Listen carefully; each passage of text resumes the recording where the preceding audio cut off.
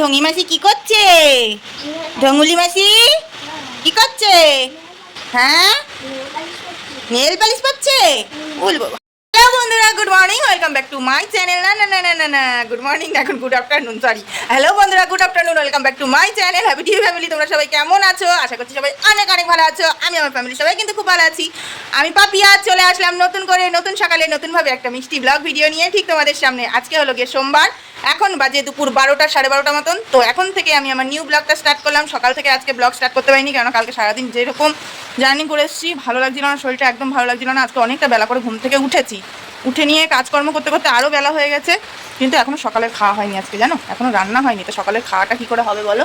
আর এই দেখো বাইরের ওয়েদারটা দেখো, আজকে একদম বিশ্রী একটা ওয়েদার, বৃষ্টি বৃষ্টি। কিন্তু একদিকে একটা জিনিস বেশ ভালো বন্ধুরা, বেশ বিষয়টা হলো যে কালকে আমরা যখন গেছিলাম, কালকে কিন্তু এরকম বৃষ্টি বৃষ্টি হয়নি। বৃষ্টি হলে কোথাও যেতে একদম ভালো লাগে না, আর বিরক্ত লাগে কোথাও যেতে বৃষ্টির মধ্যে। আর এদিকে রান্নাঘরে চলে এসেছি।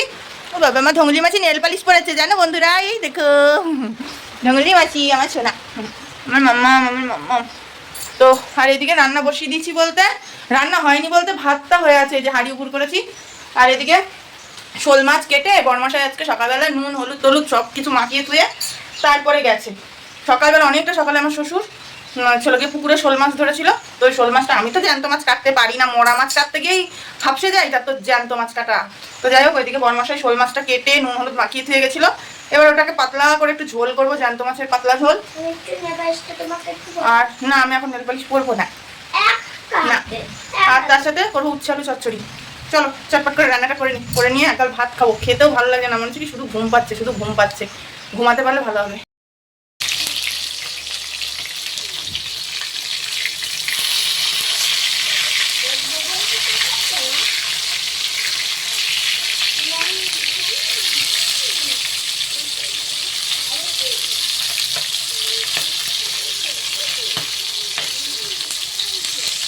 তো এদিকে দিয়ে দিয়েছি বড়মশাইকে দুপুরবেলার ভাত খেতে। আমি আজকে নিজেও জানি না এই ব্লগটার মাধ্যমে তোমাদেরকে কি দেখাবো, কি শেয়ার করতে পারবো, কি বা শেয়ার করতে পারবো না।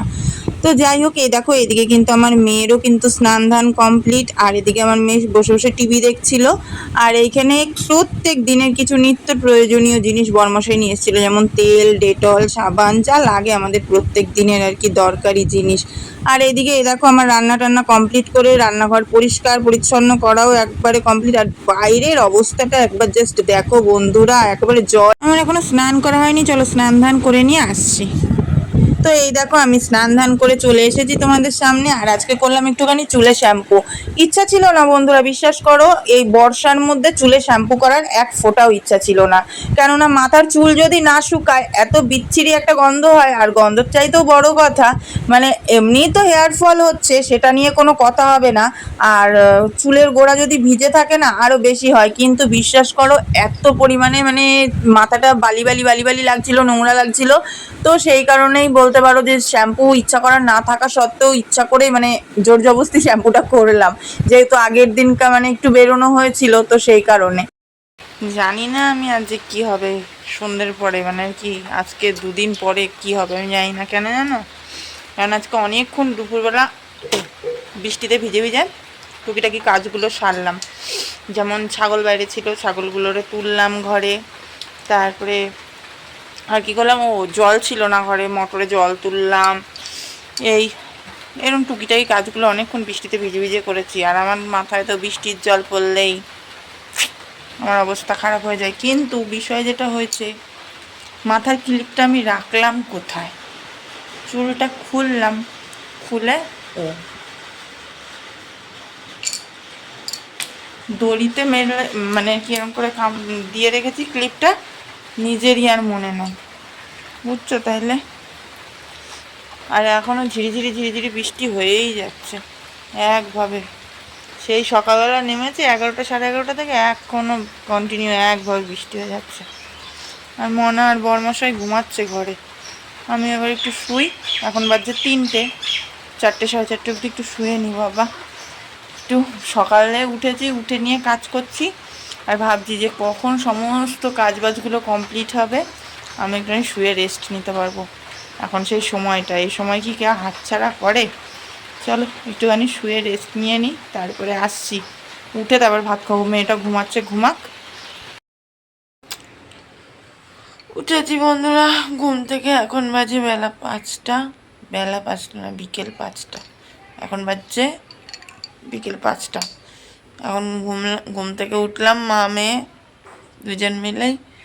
এখন খাবো আমরা দুপুরের ভাত, তাই না বানাই? হুম, এখন খাবো আমরা দুপুরের ভাত। আর আজকে দুপুরবেলা কি কি রান্না হচ্ছে চলো তোমাদেরকে দেখিয়ে দিই, আর একবারে ভাতটা বেড়ে নিই।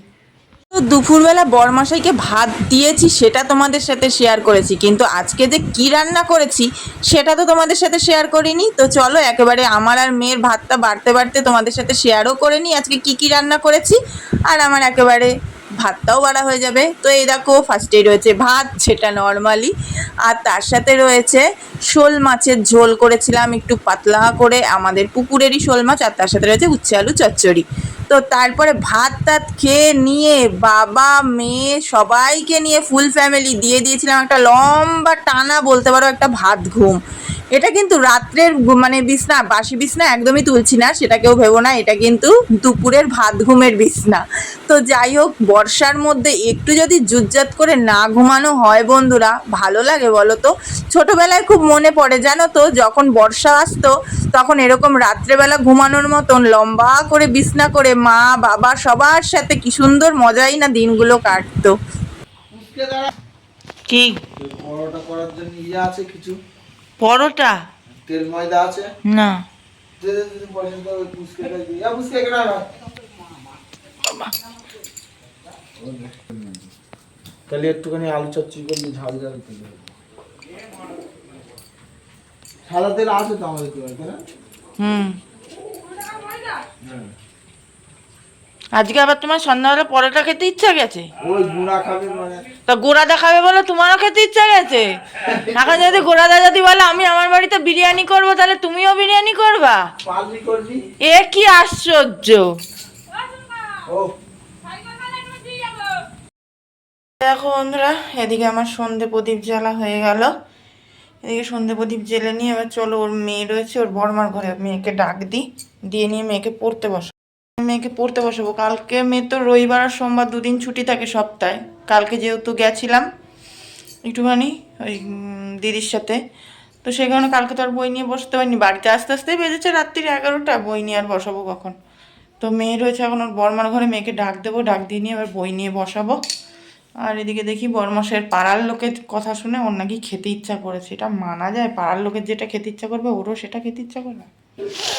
যাই হোক চলো মেয়েকে ডাক দিই। এ মালা, এ মালা, এ বই নিয়ে বসবি আয়। কিরে আয়। এটাকে কি বলে আমি ঠিক জানি না বন্ধুরা, বাচ্চাদের মতন আবদার বলে না ছোটদের মতন বায়না বলে আমার এটা জানা নেই। বরমশাইয়ের সন্ধেবেলা আজকে খেতে ইচ্ছা করেছে জল রুটি, তাও আবার কেন জানো? খেতে ইচ্ছা করাটা নর্মাল, কিন্তু ইচ্ছে কেন করেছে জানো? আমাদের পাশের বাড়ি মানে বরমশাইয়ের একটা বন্ধুরা নাকি খাচ্ছে, তো সেটা দেখে বাবু মহাশয়ের ইচ্ছা হয়েছে উনিও আজকে জল রুটি আর সন্ধেবেলা তার সাথে গরম গরম লিকার চা খাবে। আমি তাই বলছি যে পাশের বাড়িতে কে কি খাবে, তোমারও কি সেটাই খেতে হবে? বলছে ইচ্ছা করছে, তাহলে কেনই বা খাবো না? তো যাই হোক, তো যে কথা সে কাজ, মাঝে মধ্যে মানুষটা বাড়ি থাকে, একটু তো তার ইচ্ছাকে সম্বোধন করা উচিত। এদিকে এই যে গরম গরম চা ফুটছে, আর এদিকে এই যে আমার বরমশাইয়ের সন্ধেবেলার খেতে ইচ্ছা গেছে গোলা রুটি, তো এই যে করে দিয়েছি। আর এদিকে গরম গরম চা ফুটছে, গরম গরম চা আর গোলা রুটি, তার সাথে আমাদের সন্ধেবেলার আজকে টিফিন। এই যে রেডি, এবার শুধু সবার মুখের সামনে নিয়ে ধরার পালা। তো চলো এবার সবাইকে একটু দিয়ে আসি, বাবাকে ডাক দিই, বরমশাইকে দিয়ে আসি, মেয়ে তো এখনো পড়ছে।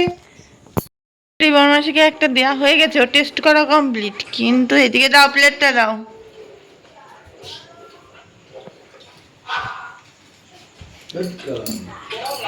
চলো এদিকে সবাইকে সার্ভ করে দিই।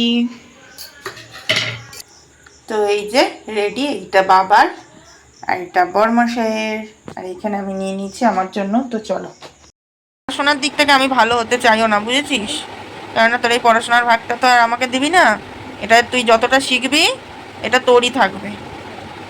তাই আমি চাই তুই কষ্ট করে হলেও নিজে শেখার চেষ্টা কর। আমার মেয়ে, বুঝেছো বন্ধুরা, একটা পড়া মুখস্থ করেছে, দিয়ে দুটো লাইন ওর আর মনে পড়ছে না, দিয়ে বলছে মা। তোমাদের সাথে কতটুকু কি শেয়ার করতে পেরেছি আমি নিজেও জানি না বন্ধুরা। তো চলো আজকের ব্লগটা আমি এখানেই শেষ করে দিচ্ছি। দেখা হবে নতুন একটা মিষ্টি ব্লগের সঙ্গে। সবাই খুব ভালো থেকো, সুস্থ থেকো, সাবধানে থেকো। দেখা হচ্ছে কালকে সকালে। আজকে আমাদের টাটা।